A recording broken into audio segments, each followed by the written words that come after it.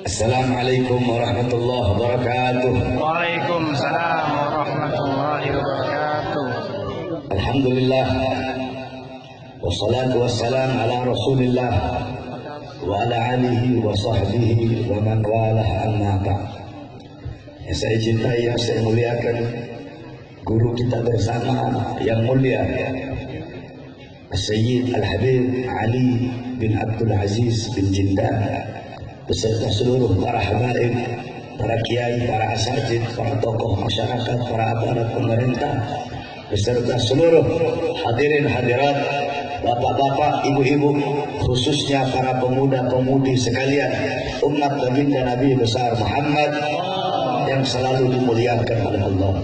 Saudara-saudara, sebelumnya saya mohon maaf tidak bisa lama, jadi sedikit saja yang akan saya sampaikan, 3 menit, melanjutkan apa tadi yang telah disampaikan oleh guru kita Al-Habib Ali bin Jindan di dalam kitab Hawashi Syarwani ala Tuhfatul Muhtaj.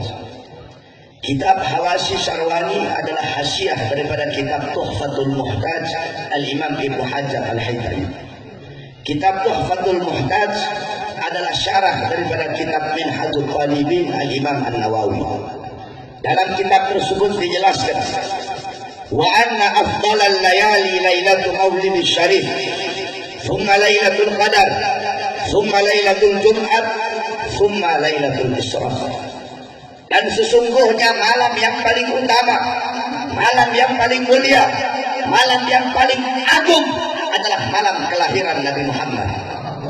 Setelah malam lahirnya Nabi, baru malam Lailatul Qadar, baru malam Jumat, baru malam Isra. Pertanyaannya, kenapa malam lahirnya Nabi lebih utama, lebih mulia daripada Lailatul Qadar? Padahal Lailatul Qadar malam turunnya malaikat, malam turunnya Al-Quran, malam yang lebih utama dari 1000 bulan.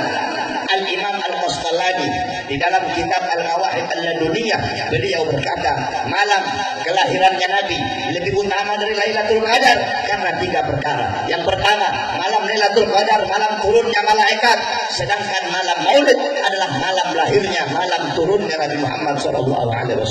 Malam Lailatul Qadar adalah malam yang Allah anugerahkan untuk Nabi Muhammad, sedangkan malam lahirnya Nabi adalah malam lahirnya seseorang yang diberikan anugerah tersebut. Berarti kalau tidak ada Nabi Muhammad, maka tidak akan ada Lailatul Qadar.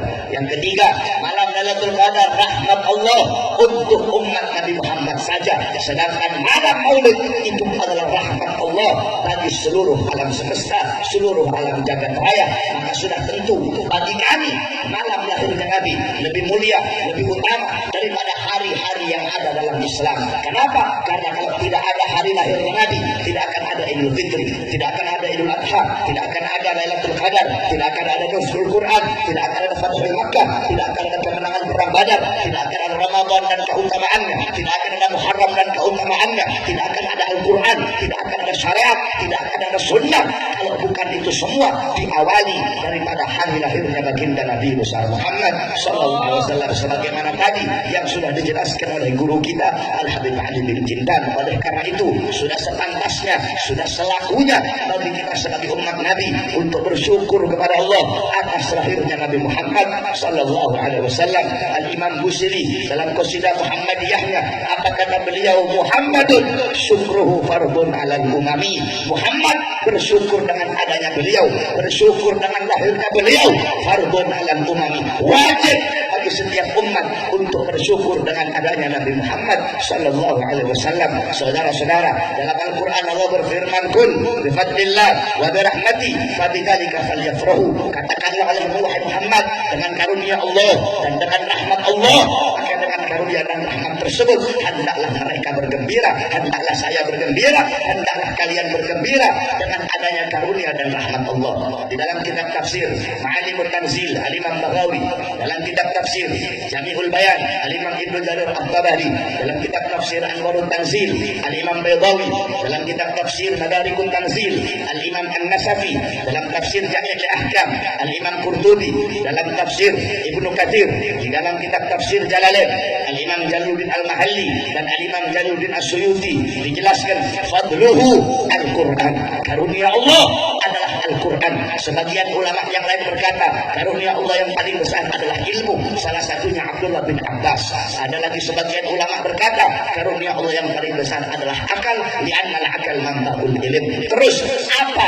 Terus siapa rahmat Allah di dalam ayat tersebut? Wa rahmatuhu Islam, dan adapun rahmat Allah adalah Islam. Sedangkan Islam itu ada dibawa oleh baginda Nabi besar Muhammad. Dan dalam kitab Tafsir bil Ma'thur, Tafsir bil Ma'thur menafsirkan satu ayat Quran dengan ayat yang lain. Di situ dikatakan dalam ayat yang lain, wa ma arsalnaka illa rahmatan lil alamin. Tidak aku utus engkau wahai Muhammad kecuali engkau rahmat bagi seluruh alam semesta.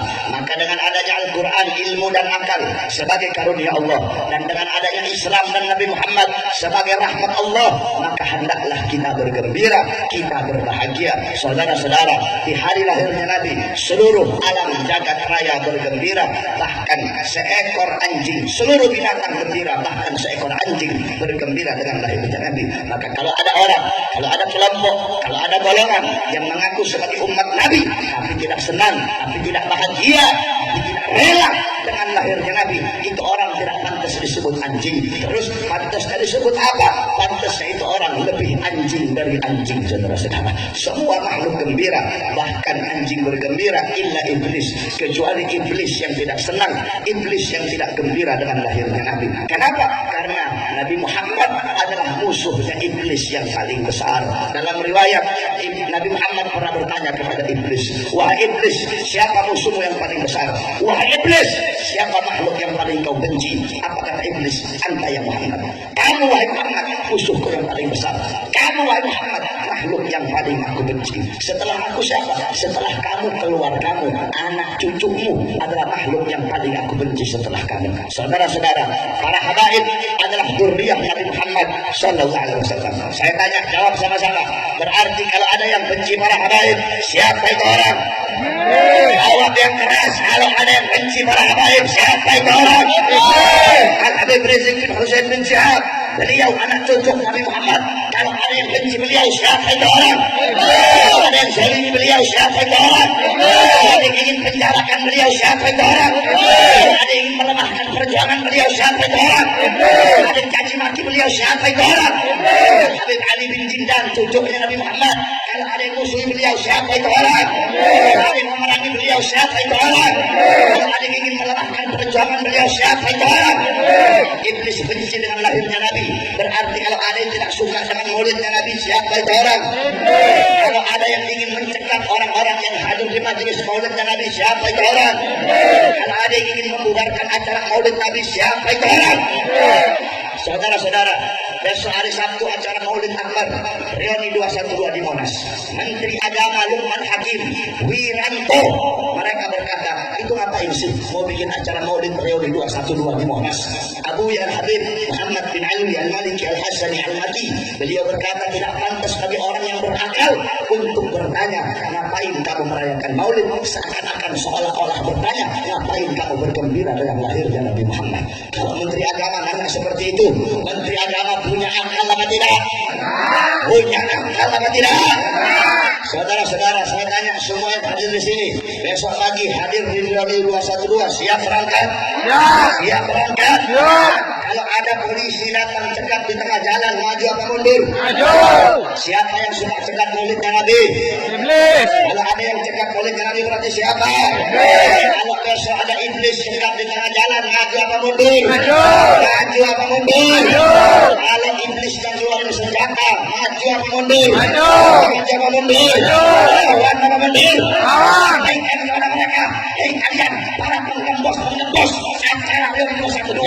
Demi Allah, kami para pemuda-pemudi Islam, kami kalau sudah keluar untuk hadir acara maulid Nabi, apalagi acara reuni 212, acara persaudaraan umat Islam, pantang bagi kami untuk pulang hidup ataupun mati, kami harus sampai pada yang hadir acara besok pagi, yang kena ulama, yang kena habaib, yang hancur dan binasa demi Indonesia. Allahu Akbar, Allahu Akbar, Allahu Akbar. Ta'ala barakatihim, muslim bihurmatihim, nafi daribatihim, nafi minal fitani, wa sallallahu alaihi wasallam Muhammad, wa ala alihi wa sahbihi wa barik Saudara-saudara, ini saja dapat saya sampaikan karena saya masih ada 4 tempat lagi. Datangnya saya ke sini semata-mata karena kecintaan saya kepada Allah, kepada Rasulullah, wabil khusus kecintaan saya kepada saudara saya Al Habib Ali bin Abdul Aziz bin Jindan. Mudah-mudahan Allah panjangkan umur beliau, sehat sekali dan ruhani beliau. Amin ya rabbal alamin wal afu minkum. Wassalamualaikum warahmatullahi wabarakatuh.